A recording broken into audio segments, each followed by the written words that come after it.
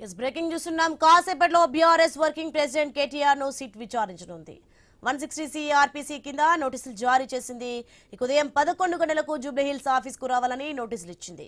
కేటీఆర్ విచారణ నేపథ్యంలో సిట్ కార్యాలయానికి బీఆర్ఎస్ శ్రేణులు భారీగా తరలివచ్చే అవకాశం ఉండడంతో పోలీసులు భద్రతా ఏర్పాట్లు చేస్తున్నాం. ఆ బ్రేకింగ్ ఇప్పుడు మనం చూస్తున్నాం. కేటీఆర్ ఇంటికి మాజీ మంత్రి హరీష్ రావు వచ్చారు. అక్కడి నుంచి ఇరువురు నేతలు తెలంగాణ భవన్ కు బయలుదేరారు.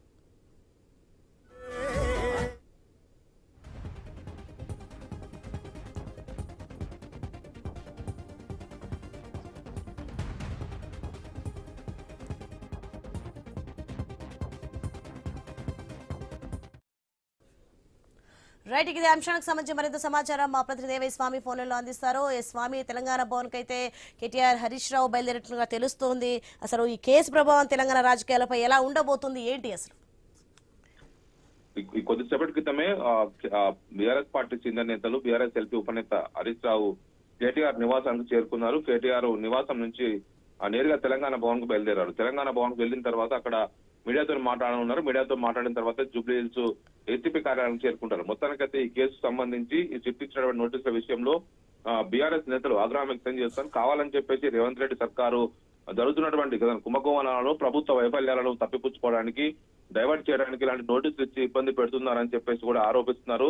మొన్న రీసెంట్ గానే హరీష్ రావుకు సంబంధించి నోటీసుల వ్యవహారం ముగిసింది. ఆయనకు సంబంధించి దాదాపు 7.5 గంటల పాటు ఆయన స్టేట్మెంట్ రికార్డు చేశారు.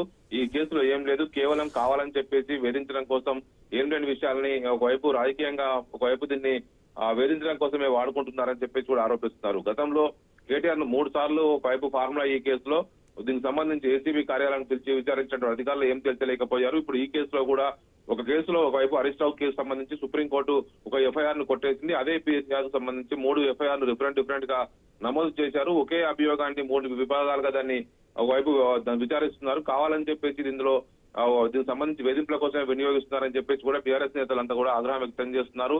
ఆ బీఆర్ఎస్ పార్టీ నేతలు, కార్యకర్తలంతా కూడా కేటీఆర్ వెంబడి ఆయన నివాసం నుంచి తెలంగాణ భవన్ కు ర్యాలీగా వస్తున్నారు. తెలంగాణ భవన్ కు వచ్చిన తర్వాత అక్కడ పార్టీ నేతలతో సమావేశం తర్వాత మీడియాతో కేటీఆర్ అయితే మాట్లాడనున్నారు.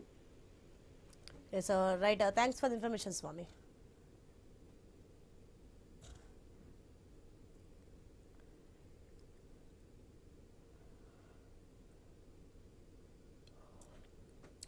కాసేపట్లో బీఆర్ఎస్ వర్కింగ్ ప్రెసిడెంట్ కేటీఆర్ ను సిట్ విచారించనుంది.